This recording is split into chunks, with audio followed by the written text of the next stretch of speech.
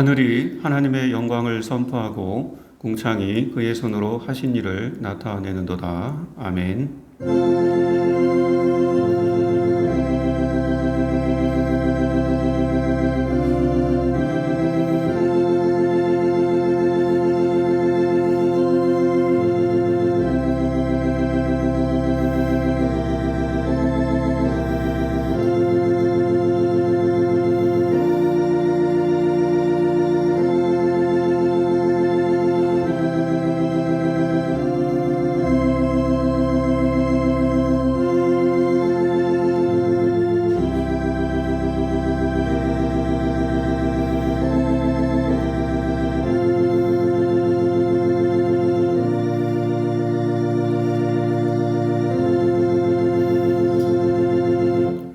모든 천지 만물을 주관하시는 하나님 아버지, 10월의 첫 주일 거룩하신 하나님의 이름을 부르며 예배로 나아갑니다. 이 시간 구원의 하나님을 높이며 찬송하오니 우리의 예배를 받아 주시옵소서. 예수 그리스도의 이름으로 기원하옵나이다. 아멘. 우리 찬송가 67장 부르겠습니다.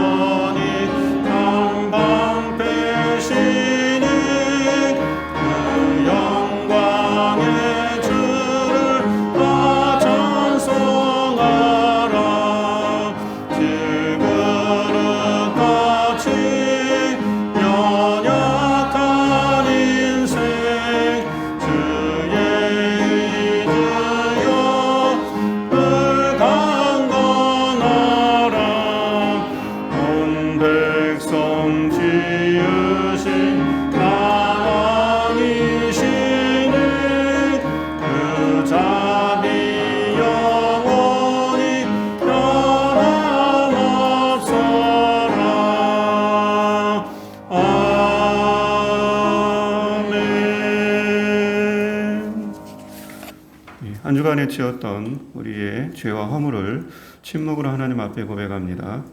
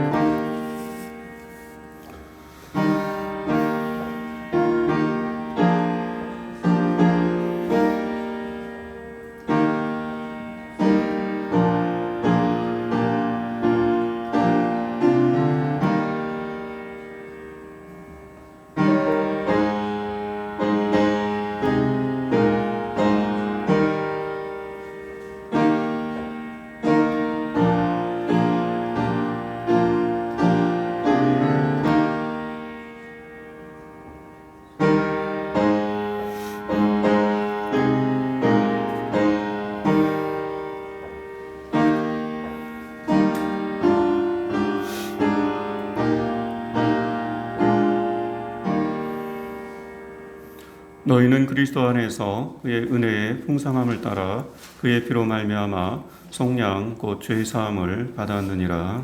아멘. 우리 사도신경으로 우리 신앙을 고백합니다.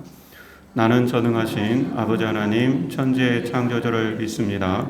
나는 그의 유일하신 아들 우리 주 예수 그리스도를 믿습니다.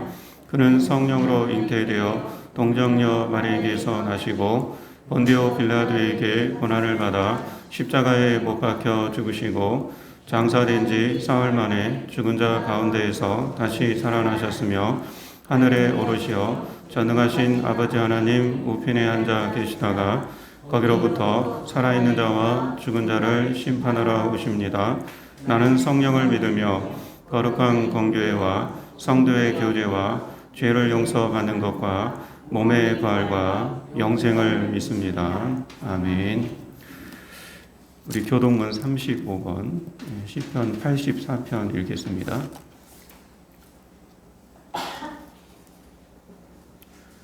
만군의 여호와여, 주의 장막이 어찌 그리 사랑스러운지요.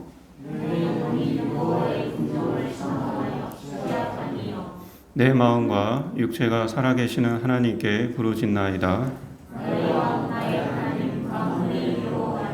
주의 제단에서 참새도 제집을 얻고 제비도 새끼 돌보금자리를 얻었나이다.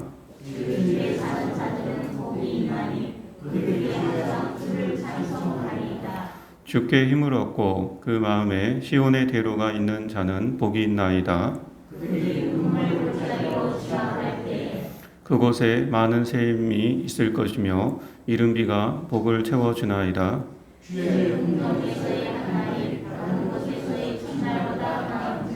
악인의 장막에 사는 것보다 내 하나님의 성전 문지기로 있는 것이 좋사오니 만군의 여호와여, 주께 의지하는 자는 복이 있나이다. 아멘. 우리 찬송가 390장 부릅니다.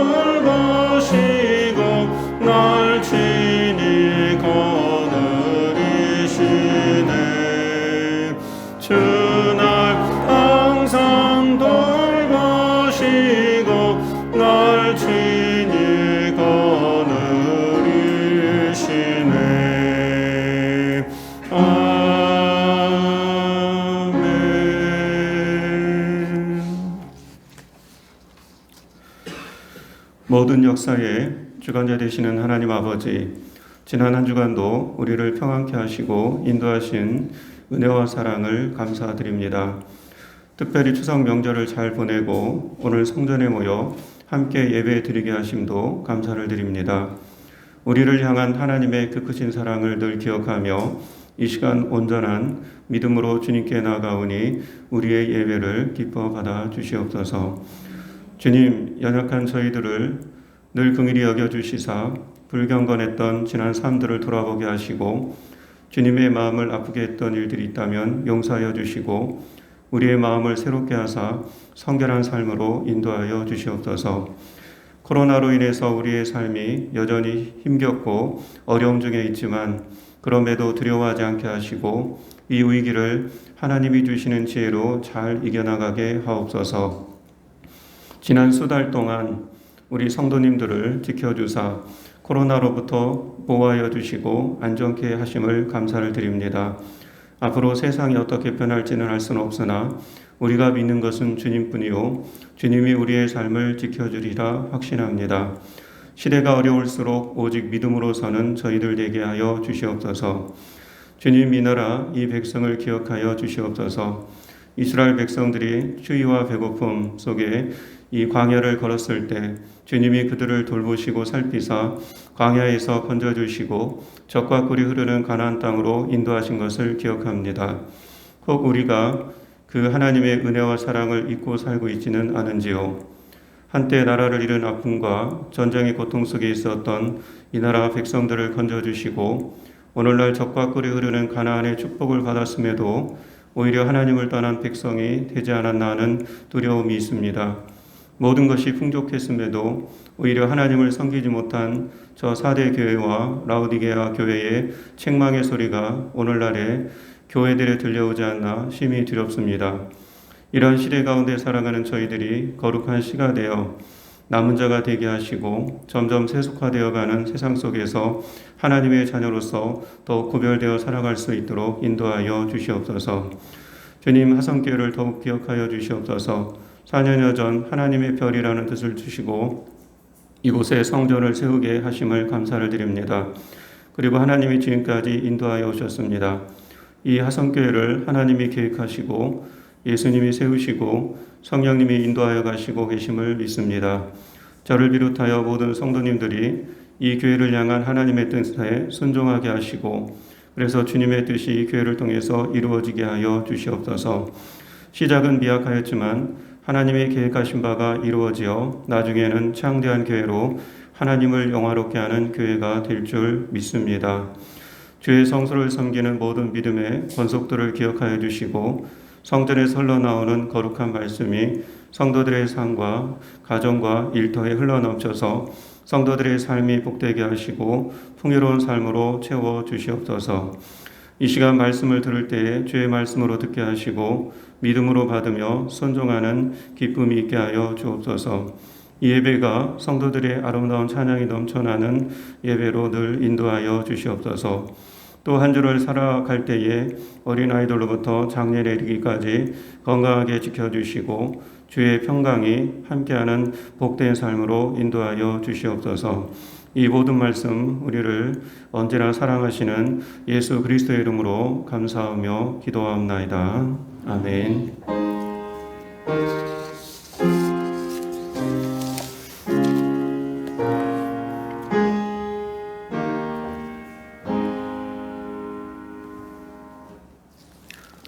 오늘 주시는 하나님의 말씀은 창세기 26장 12절부터 25절까지 말씀입니다.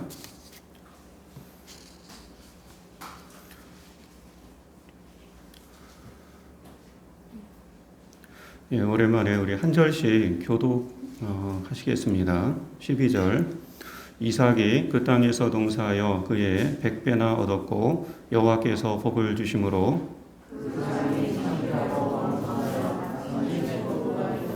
양과 소가 떼를 이루고 종이 심이 많으므로 블레셋 사람이 그를 쉬게 하여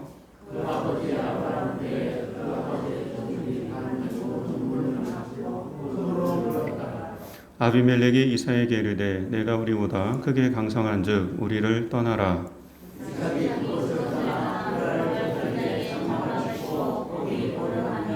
그 아버지 아브라함 때에 팠던 우물들을 다시 팠으니 이는 아브라함이 죽은 후에 블레셋 사람이 그 우물들을 메웠습니다. 이삭이 그 우물들의 이름을 그의 아버지가 부르던 이름으로 불렀더라.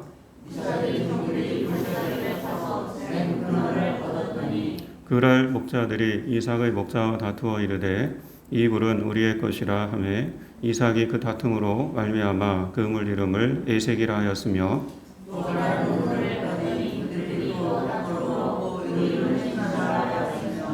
이삭이 거기서 옮겨 다른 우물을 봤더니 그들이 다투지 아니하였으므로 그 이름을 르봇이라 하여 이르되 이제는 여호와께서 우리를 위하여 넓게 하셨으니 이 땅에서 우리가 번성하리로다 하였더라. 그 밤에 여호와께서 그에게 나타나 이르시되 나는 내 아버지 아브라함의 하나님이니 두려워하지 말라. 내 종 아브라함을 위하여 내가 너와 함께 있어 내게 복을 주어 내 자손이 번성하게 하리라 하신지라. 이삭이 옷에 제단을 쌓고 여호와의 이름을 부르며 거기 장막을 쳤더니 이삭의 종들이 거기서도 우물을 갔더라. 아멘. 우리 가정, 예배의 가정 이런 말씀으로 오늘 제목을 정하고 함께 좀 말씀을 나누려고 합니다. 거의 2달 만에 이제 교회에서 이렇게 예배를 드립니다. 300명 이하 교회는 20명 미만이죠. 20명 미만으로 방역 수칙을 잘 지키는 가운데 예배 드릴 수 있다고 하여서 오늘 사실 지난주부터 할 수 있었는데 오늘 우리 하성교회는 이렇게 모여서 예배 드릴 수 있게 되었습니다. 지난주일에 한 교회에서 예배를 드리고 나오는 한 성도님을 인터뷰하는 걸 TV에서 이렇게 봤어요. 근데 그 성도님도 교회를 굉장히 오랜만에 나와서 예배를 드렸는지 너무 감격해서 너무 좋다 그렇게 말하는 것을 들었습니다. 어제와 그저께 예배를 준비하는 제 마음이 그랬던 것 같아요. 이번 주에 성도님들과 이제 교회에서 예배 드리는 것을 좀 생각하면서 그 청소를 좀 했는데 마음이 너무 즐거웠습니다. 그래서 보이지는 않지만 이런 강단이라든가 의자 이런 데를 구석구석 이렇게 닦으면서 예배를 준비하는 마음이 참 하나님 앞에 제 마음이 참 좋았습니다. 그래서 오늘 이렇게 예배를 드리고 있는데 하나님 앞에 우리가 또 정성으로 이렇게 예배드리는 그 모습 하나님께서 또 귀하게 보시리라 믿습니다. 코로나로 인해서 교회뿐만 아니라 다른 모든 분야에서 우리가 힘든 시기를 이게 가고 있지만 그럼에도 불구하고 우리가 소수라도 모여가지고 아무리 큰 교회도 20명, 300명 이하는 20명 모이거든요. 또 아무리 10,000명 교회도요, 한 예배에 50명 이상 못 모입니다. 그래도 이렇게 소수라도 모여가지고 우리가 예배를 드릴 수 있는 게 얼마나 감사한가, 그런 좀 생각을 해봤습니다. 그래서 앞으로 좀 확진자도 더 많이 줄고, 또 백신도 열심히 개발하고 있는 것 같은데, 치료제도 그렇고, 이런 것들이 빨리 나와서 우리의 삶도 정상적인 일상과 또 예배 또한 이렇게 회복될 수 있는 날을 계속 기대하면서 기도하게 됩니다. 최근 가장 많이 받은 문자가 코로나 그 방역에 대한 문자가 아닐까 합니다. 여러분도 저도 계속 이제 방역 문자를 이제 받고 있는데 피곤할 정도로 이제 많은 문자를 보내지 않습니까? 왜 이렇게 많이 보낼까? 코로나 그 확산에 대한 경각심을 이제 주기 위해서라는 거죠. 그래서 문자를 이렇게 받다 보면 어디에서 몇 명이 확진되었다 이제 그렇게 나오지 않습니까? 현재 상황을 알려주면서 우리 스스로 생각에 나도 걸릴 수 있으니까 방역 당국에서 여러분도 걸릴 수 있으니까 조심해야 됩니다. 이런 경고성 문자일 겁니다. 지난 한 주간은 추석 명절이라 그런지 더 많은 그런 문자가 온 것 같습니다.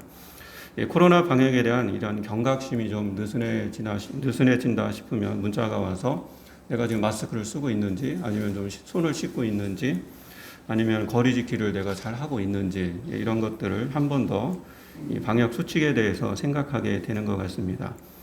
이런 문자를 보면서 하나님 말씀도 이와 같다는 그런 생각을 좀 해봤습니다. 우리가 매주일 이렇게 모여가지고 우리가 목사님들이 모여가지고 아니면 중세 고대 시대에 예배를 일주일 만에 한 번씩 드리자 그렇게 정한 게 아니에요. 성경에 안식일을 기억하여 거룩히 지키라. 하나님 말씀이에요. 하나님 말씀이 안식일을 너희들이 6일을 열심히 일하고 일곱째 날에 모여서 함께 하나님을 예배하는 건 하나님이 우리에게 주신 것이라는 거죠.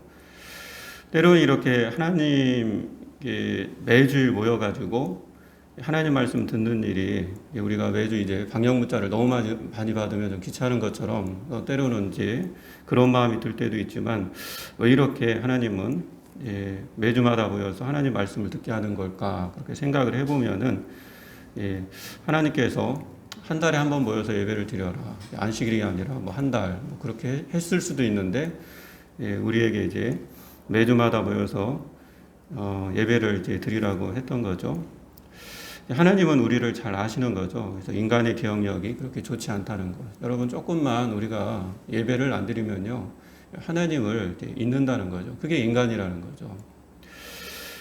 그래서 하나님께서 이렇게 매주마다 모여서 이렇게 예배를 드리라는 그래서 매번에 이런 말씀을 통해서 우리에게 하나님을 잊지 말라고 하는 그런 경각심을 우리에게 심어주는구나 계속 주고 있구나 그런 좀 방향 문자를 보면서 생각을 좀 해봤습니다. 그래서 하나님 말씀을 듣는다는 것은 우리가 하나님 중심으로 이렇게 살아야 되는데 어긋날 때가 있잖아요. 이렇게 갈 때가. 그러니까 말씀을 듣지 않으면은 이게 자꾸 이게 모르는데 하나님 말씀을 들으면서 다시 한번 하나님의 말씀으로 이렇게 돌아오고 하나님의 중심의 삶을 살 수 있도록 하나님께서 그렇게 가르쳐 주신 것인구나라는 걸 좀 묵상을 해봤습니다. 본문의 말씀도 익히 알고 있고 또 많이 들었던 말씀입니다. 저 개인적으로는 굉장히 좋아하는 말씀이라 읽은 이 말씀이 제 삶에 적용되기 위해서 정말 수백 번 읽었던 그런 말씀이 아닌가 합니다. 이렇게 많이 읽은 말씀을 또 전해야 하는가, 또 그런 또 생각을 해봤는데요. 그럼에도 불구하고 이제 10월이더라고요. 오늘도 보니까 이제 1년도 이제 3개월 남았더라고요. 우리 전 일생을 1년으로 본다면 내 남은 3개월, 이 3개월을 어떻게 보낼 것인가. 그런 묵상이 되다 보니까 성경을 제가 지난주에 이제 필사한다고 했지 않습니까? 창세기를 거의 필사했는데, 필사하면서 오늘 이 말씀이 다시 한번 들려오더라고요. 내 삶에 있어서 남은 올 한 해의 3개월, 또 내 인생의 3개월이 남아있다면, 난 어떻게 하나님 앞에 바르게 살아갈 것인가 라는 것들, 오늘 말씀을 통해서 주시는 세 가지를 한번 또 이렇게 교훈을 얻어 봅니다. 첫 번째로 오늘 우리에게 주시는 말씀의 교훈은 뭐냐면, 우리에게 이렇게 질문을 던지는 것 같습니다. 하나님이 너는 성실히 일하고 있느냐? 그러니까 나는 성실히 일하고 있는가? 그런 질문을 우리에게 주고 있다는 거죠.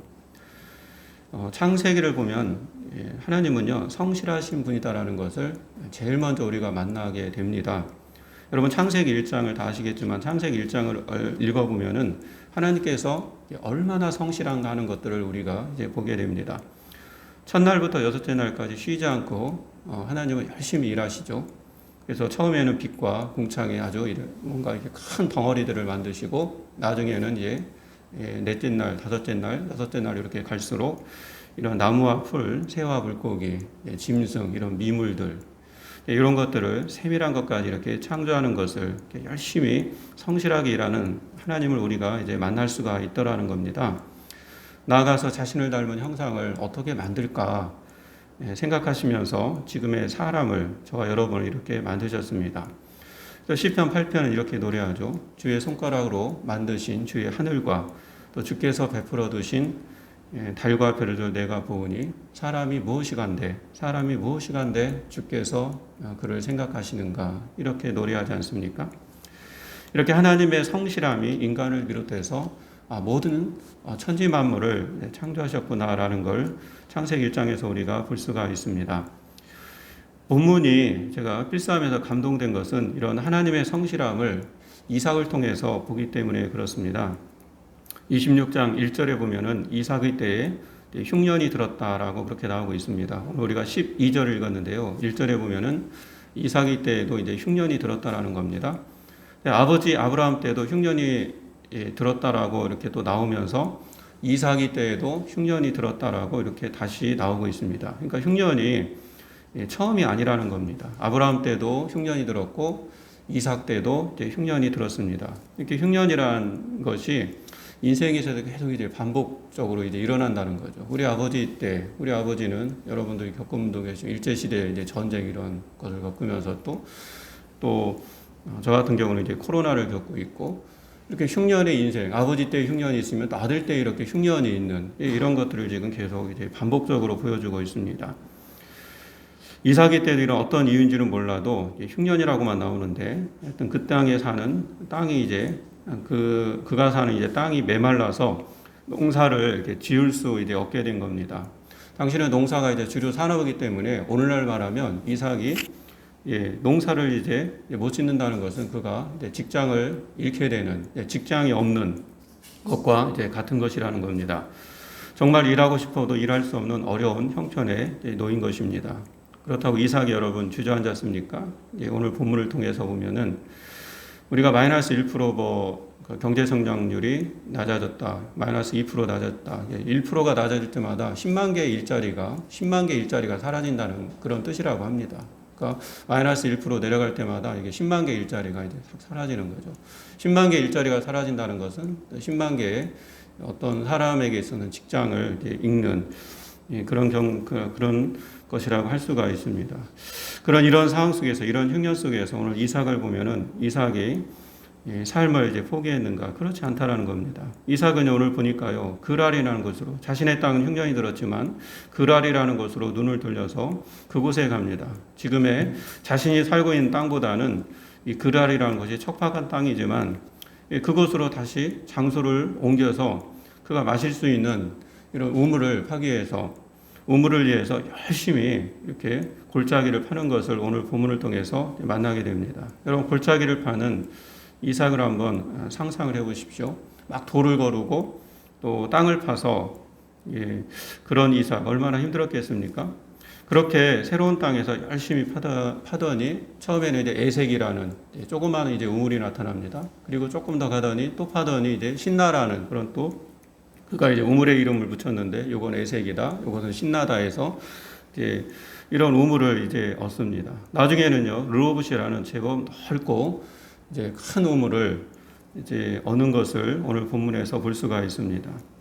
저는 이 본문을 보면서 참 이 이삭이 이 자기의 지금 처한 현실에 이렇게 절망하지 않고 새로운 길을 막 찾아가지고 그랄이라는 곳에 가서 계속 땅을 파는 거죠. 열심히 뭔가 성실함을 하니까 이런 성실함의 결과가 처음에는 조그만 뭐 애색 신나더니 나중에 넓은 이런 르봇과 같은 이런 넓은 것을 얻는구나. 성실함에 대한 결과인 것입니다. 비록 원래 살던 땅이 흉년이 들어서 아무것도 할 수 없었지만 그랄로 가서 개척 정신으로 성실히 일했더니 이삭에게 이제 좋은 결과를 얻었다는 것입니다. 어제도 이제 이 말씀 묵상하면서 뭐 여러분이 잘 알고 계시는 고 정정 현대그룹 회장이 그 빈대 이야기가 생각났습니다. 너무도 뭐 잘 알고 있는 내용인데, 정정 회장도 뭐 우리가 회장으로 기억하고 있지만 그가 이제 막노동 시절이 있었다는 거죠. 그가 인천에서 막노동 등을 할 때 같이 이제 인부들하고 합숙을 해서 같은 방에서 잠을 잤는데 그 당시에 이제 밤에 빈대들이 너무너무 이제 들끓었다고 합니다. 그래서 그 빈대들을 어떻게 어떻게 좀 막아볼까? 이 빈대들이 나에게 달려들지 않게 할까? 사람들이 이제 가진 머리를 막 짜내는 겁니다. 그래서 어떻게 합니까? 몇 사람이 빈대를 피하려고 밥상 위에서 올라가서 밥상 위에서 이제 잠을 자는 거죠. 근데 빈대는요, 이제 방바닥을 기어다니다가 밥상 위에 올라가니까 이제 막 상을 타고 올라와요. 상을 타고. 막 상을 타고 올라와서 밥상 위에서 자는 사람들의 또 이제 막 살을 뜯어서 이제 피를 빨아먹기 시작하는 거죠. 그래서 인부들이 너무너무 괴로워가지고 이걸 어떻게 하면 할까. 그래서 나중에는 밥상에다가 그 다리에다가 양재기를 이렇게 물을 담아가지고 양재기를 이제 밥상 다리가 4개면은 거기 이렇게 놓지 않습니까? 그럼 이제 빈대가 오다가 이제 물 속에 다리에 이제 상다리로 올라오다가 이제 물에 이제 빠져 죽으라고 그런 이제 그런 지혜를 이렇게 내게 됩니다. 그래도 편안하게 잠을 자는데 또 어쩐 일입니까? 근데 빈대가 또 그냥 밥상 위에서 자는 그 사람들을 이제 다 오는 거죠 또. 어떻게 왔나 이렇게 정지영 그 회장님이 봤더니 이제 상다리를 타고 올라오는 게 아니라 빈대가 이제 벽을 타고 올라와서 저 천장에서 이제 거의 낙하산 타듯 그냥 뚝 떨어지는 거예요. 뚝 떨어져서 이렇게 자고 있는 사람이 빈대가 다 떨어지는 거예요. 그렇게 해서 또 살을 뜯어서 피를 또 빨아보니까 인부들이 얼마나 힘들었겠냐입니다. 그걸 보고 이제 정주영 회장이 이제 빈대 정신 거기서 나온 거죠. 빈대의 끈질긴 성실함, 이 끈질긴 성실함이 빈대 그들 입장에서 보면은 살 길을 찾은 거죠, 살 길을. 그래서 이 사건 이후로 정주영 회장님이 하물며 빈대도 저렇게 성실해서 성공하거늘 사람이 성실히 노력하면 성공하지 않겠는가 깨달아서 오늘날 현대를 이렇게 일으키게 되었다고 합니다. 정말 성실함은 어느 시대 또 어느 사람에게 오늘 이삭이 우리에게 성실함을 보여주지만 그 땅이 안 되니까 다른 땅에 가서 열심히 성실하게 일하는 이삭을 우리가 볼 수가 있는데 어느 시대 어느 사람에게 요구되는 하나님의 뜻, 하나님의 마음이 아닐까 하는 묵상을 해봅니다. 근데 무조건 여러분 성실하면 됩니까? 그렇지 않습니다. 제가 최근에 읽은 그 책 중에 하나가 뭐냐면은 성실함의 배신이라는 책이 있어요. 성실하면 거기에 대한 결과가 나와야 되는데 성실함의 배신. 그래서 젠 신체로라는 사람이 쓴 책인데 목적이 없는 성실함은요 위험한 것이라고 그는 경고하고 있습니다. 성실하게 일하는데 목적이 없으면 안 된대요. 목적 없이 성실하면요 개인의 인생을 망칠 수 있다라는 것을 그렇게 경고하고 있는 그런 내용입니다. 가만히 그러고 보면은 하나님은요 다 목적 있는 그런 성실함을 보여주신 거죠. 천지창조라는 그 목적이 있었어요. 열심히 일하신 거죠. 이삭도 오늘 본문에 보면은 마실 우물을 얻으려고 우물을 팠던 거죠. 계속 성실하게 일한 것이 마실 우물을. 앞서 말한 이 정주영 회장도 사업 성공이라는 목적을 가지고 성실하게 일했지 어떤 목적이 없는 성실함을 갖고 일하지 않았다는 것입니다. 여러분의 성실함의 목적은 무엇입니까? 오늘날 이 질문을 던지면서 이렇게 목적을 가지고 성실히 일하는 사람을 하나님이 이제 도우신다는 겁니다. 이삭이 큰 셈인 루봇을 얻으며 무엇이라 이제 오늘 말씀해 보니까 고백하냐면 이제는 여호와께서 우리를 위하여 넓게 하셨다라고 그렇게 고백을 하고 있습니다. 여호와께서, 그러니까 자신이 성실해서 일한 게 아니라 이렇게 성실하게 하다 보니까 하나님께서 복을 주셔서, 하나님께서 은혜를 주셔서 자신이 이렇게 르브과 같은 넓은 장막을 얻게 하셨다라고 그런 고백을 하고 있는 것입니다. 하나님은 이렇게 성실한 자에게 큰 것을 이렇게 허락하십니다. 여러분, 정말 처음에는 작은 그런 애색과 신나라 할지라도, 또 어떤 환경 속에서 어려움이 있다 할지라도 오늘 이삭을 통해서 우리가 첫 번째 받을 교훈은요, 성실함으로써 하나님은 우리에게 이러한 인생의 큰 셈의 로봇과 같은 것을 주신다라고 말씀하고 있습니다. 저와 여러분도 어려운 시대를 살고 있지만 오늘 첫 번째, 오늘 이삭을 통해서 주시는 말씀, 나는 성실한가? 지금 나는 성실하게 일하고 있는가를 우리가 되돌아보면서 삶의 성실함으로써 로봇과 같은 넓은 장막을 얻는 그런 복된 인생이 되기를 주의 이름으로 축원합니다. 두 번째는요, 가정을 잘 가꾸고 있는가? 나는 가정을 잘 가꾸고 있는가? 그것을 한번 묵상하게 합니다. 오늘 본문은. 오늘날 가정의 형태는 참 다양합니다. 부모와 자녀가 함께 거하는 전통적 이런 가정 형태뿐만 아니라 다문화 가정도 있고, 한부모 가정도 있고, 맞벌이 가정도 있고, 소년 가정이 있고요. 소녀 가정이 있고요. 혼자 산다 할지라도요, 1인 가정이 있어요. 요즘은 혼자 사는 사람들이 많기 때문에 자기가 혼자 산다고 해서 가정이 아니라 혼자 사는 것도 가정인 겁니다. 그래서 오늘날 1인 가정이 있다고, 그러니까 1인 가정이라는 용어가 있습니다. 가정의 형태가 이렇게 다양하게 변화되고 있습니다. 그런데 어떤 가정의 형태이든 그 가정을 잘 가꿔야 한다는 것은 변함없는 진리인 것입니다. 창세기 2장 22절을 보면은 이러므로 남자가 부모를 떠나서 그의 아내와 합하여서 둘이 한 몸을 이룰지로다.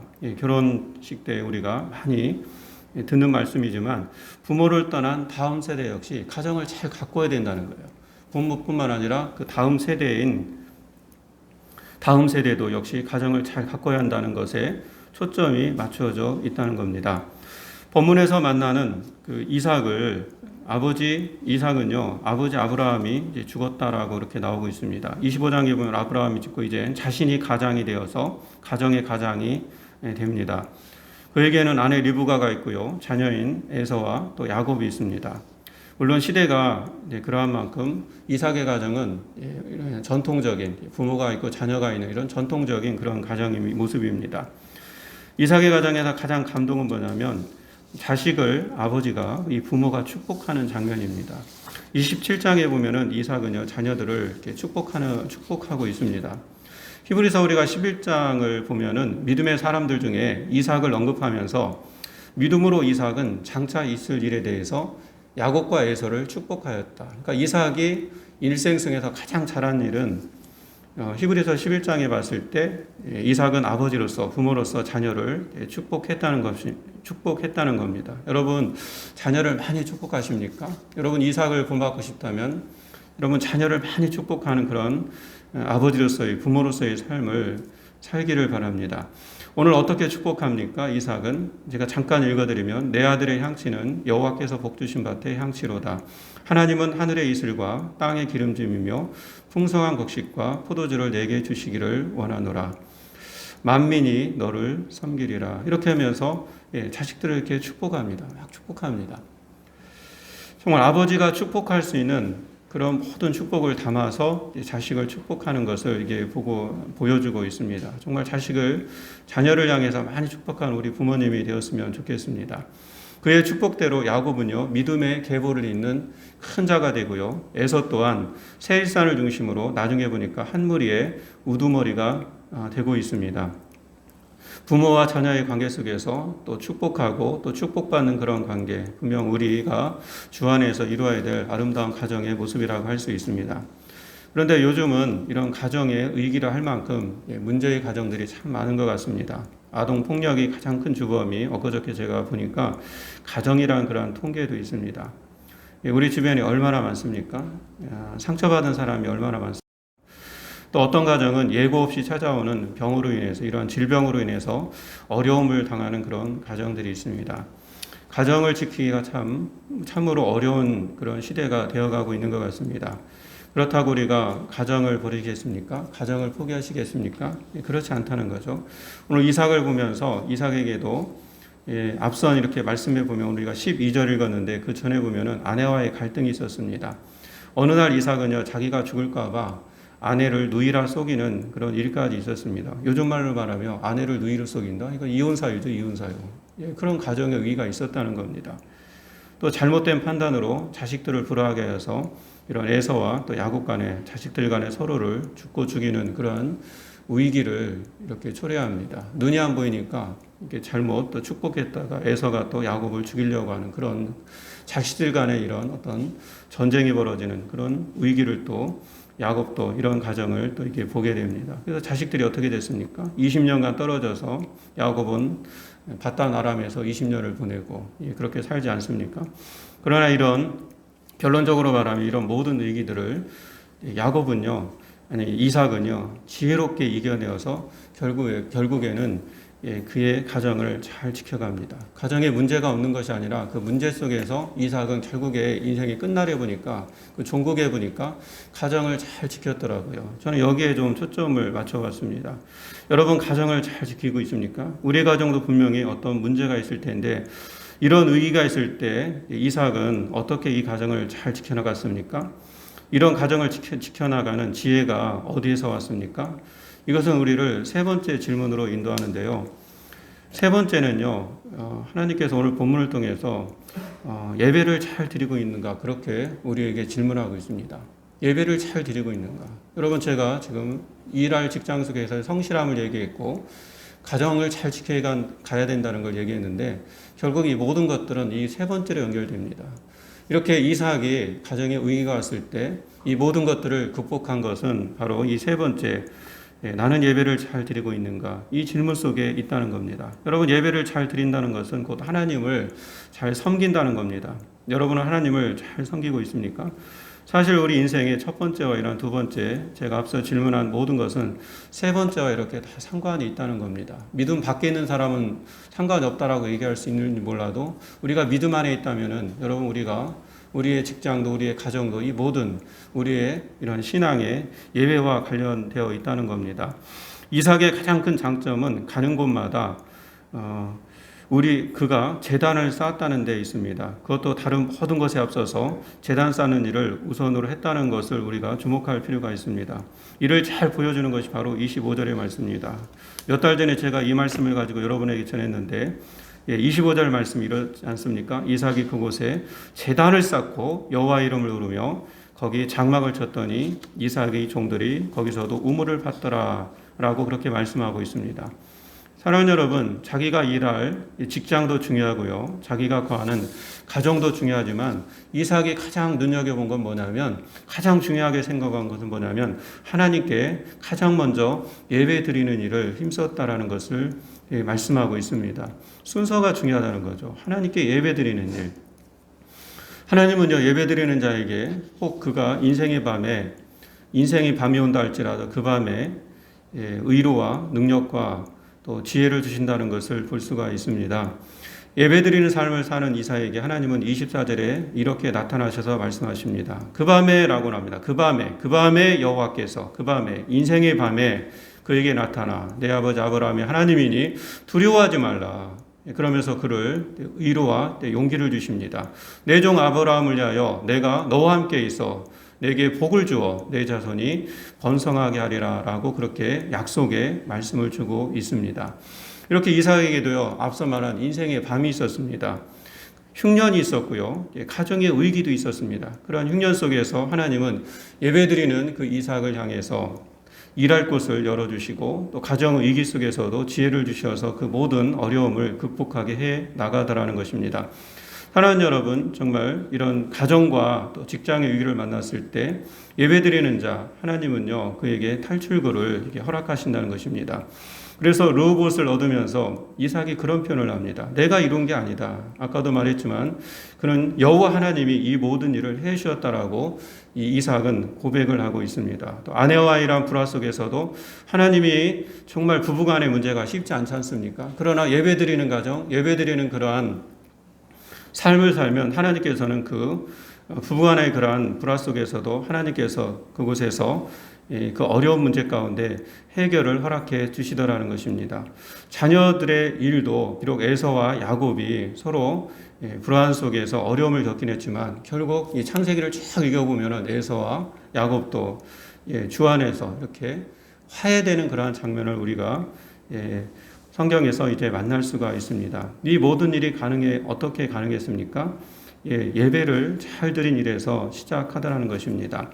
사랑하는 성도 여러분, 예배를 잘 드리는 그러한 인생이 될 수 있기를 주의 이름으로 축원합니다.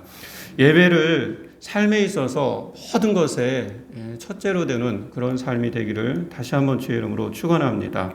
하나님은요, 살아계신 하나님이십니다. 세상 사람들은 첫 번째와 두 번째의 그런 질문만 던질 것입니다. 그래, 직장생활 열심히 하는데 가정을 잘 준수해야 돼. 그러나 이 모든 것은 하나님과의 그 관계, 예배와의 관계 속에서 이루어진다는 것을 우리 믿는 사람들은 우리가 받을 수 있으면 합니다.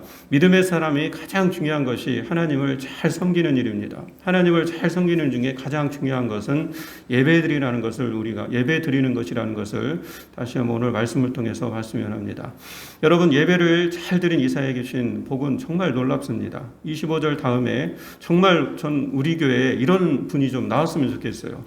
예배를 잘 드려서요. 여러분 25절 다음에 저는 그 다음 절이 12절 말씀이 이렇게 다시 한번 반복되는 그런 말씀으로 한번 묵상을 해봤는데 예배 중심으로 살았던 이삭에게 하나님은 또 그의 가정에 나타나셔서 이 땅에서 농사하여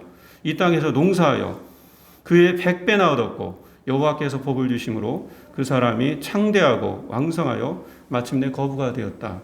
그렇게 말씀하고 있습니다. 예배를 가장 최우선으로 산 이사에게 직장도 가정도 다 회복시켜 주시고 놀랍도록 엄청난 복을 주시는 것을 이렇게 만나게 됩니다.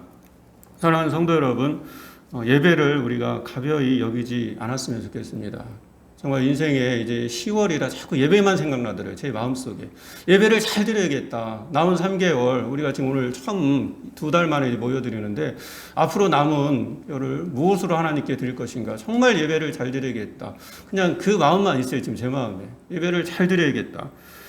예배는 여러분 영적 가치입니다. 보이지 않는 거예요. 예배를 잘 드려서 그럼 내 직장이, 내 가정이. 이건 세상 사람들이 생각하는 거고 이 영적인 가치를 정말 우리가 소중하게 생각해서 예배를 우리가 잘 드리면 가정도 직장도 하나님께서 이렇게 이삭처럼 인도에 가시더라는 겁니다. 여러분 왜 에서가 실패한 인생을 살았습니까? 영적 가치를요 그렇게 경홀히 여겼기 때문에 가비에 여겼기 때문에 하나님께 주신 자신의 장자의 특권과 축복권을 다 놓쳤지 않습니까?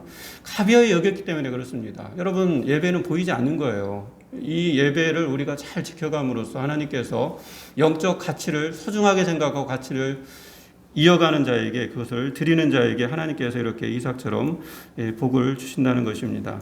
제가 아는 한 성도님이 계십니다. 이제 평생 직장을 그만두고 은퇴하셨습니다. 그래서 큰 회사에 다녔는데 작은 어떤 유통업에 취업을 했어요. 그래서 제가 거기에 갔는데 장로님하고 장로님이 그 장로님과 이제 성도님인데 권사님인데 저에게 좀 말씀 좀 주시고 기도해달라고 그렇게 얘기하더라고요. 물론 우리 교회는 아닙니다. 제가 알고 있는 분 중에 이제 한 분인데 저는 딴 말씀 안 하고 예배에 오늘 말씀 주셨어요. 오늘 말씀 이렇게 주고 장로님이 권사님 지금까지 예배 잘 들으셨지만 앞으로 남은 인생 정말 예배를 잘 드렸으면 좋겠습니다. 예배를 잘 드리면 장로님 가정에 장로님이 이렇게 작은 유통업에 들어갔다고 하는데 하나님께서 오늘 말씀처럼 100배를 얻었고 그렇게 나와 그의 100배. 이 100배라는 게 뭐냐면 100개의 문이거든요. 100개의 사업장이에요. 100개의 사업장. 100배를 줬다는 게 아니라 100개의 사업장, 요 한 개가 이제 프랜차이즈식으로 100개의 사업장이 열어졌다. 그 설명을 제가 드리면서 앞으로 더 예배 잘 드리세요, 장로님, 권사님.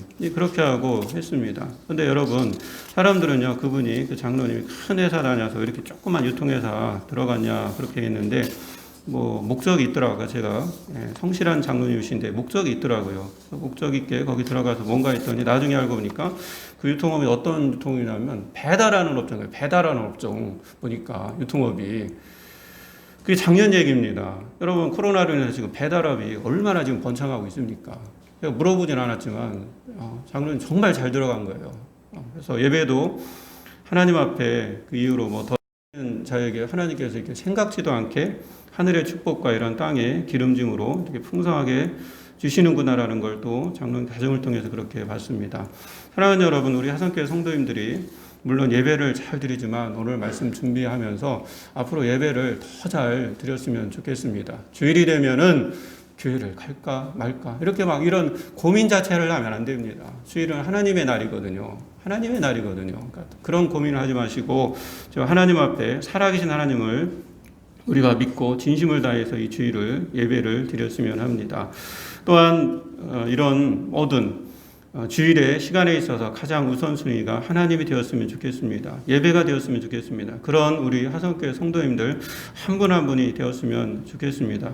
그런 영적 가치를 소중하게 여긴 여러분에게 하나님도 오늘 이삭처럼 정말 이런 속에 엄청난 하늘의 이런 축복을 주시라 그렇게 믿습니다.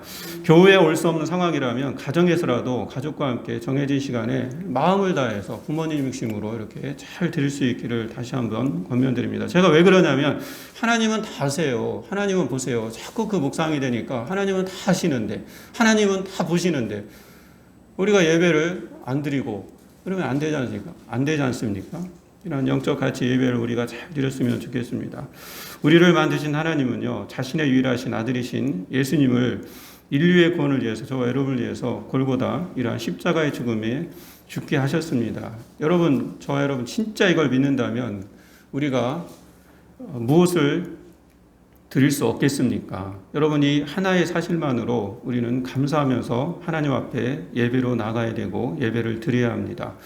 뭔가를 얻기 위해서, 뭔가의 복을 받기 위해서 우리가 예배드리는 것이 아니라 가장 우선은 나를 구원하신 그 하나님의 사랑에, 주님의 은혜에 감사해서 우리가 주님 앞에 예배로 나올 수 있어야 된다는 것입니다. 이제 남은 한 해가 얼마 남지 않았습니다. 진심을 다해서 우리가 예배 드림으로써 우리의 가정이 예배의 가정이 되고 또 예배의 그러한 삶이 될 수 있기를 주의 이름으로 축원합니다. 그래서 우리의 모든 삶이 하나님께는 기쁨이고 오늘 이삭처럼 여러분의 삶과 또 가정의 모든 일을 하는 일들 가운데 가정도 또 직장도 여러분의 자녀도 이런 풍성한 기름짐의 은혜가 있기를 주의 이름으로 축원합니다. 하나님 아버지 감사를 드립니다. 예배만 생각했습니다. 예배가 가장 중요함을 우리가 깨닫게 해주시고 우리에게는 가정도 또 직장도 우리의 일이 있는데 그럼에도 불구하고 삶의 가장 우선순위가 예배라는 것을 깨닫고 이삭처럼 또 풍성한 예배의 삶을 통해서 은혜를 누리며 살아가는 우리 모두가 되게 하여 주시옵소서. 예수님의 이름으로 감사하며 기도합나이다. 아멘. 우리 찬송가 211장 부르시고 준비하신 예물 드리겠습니다.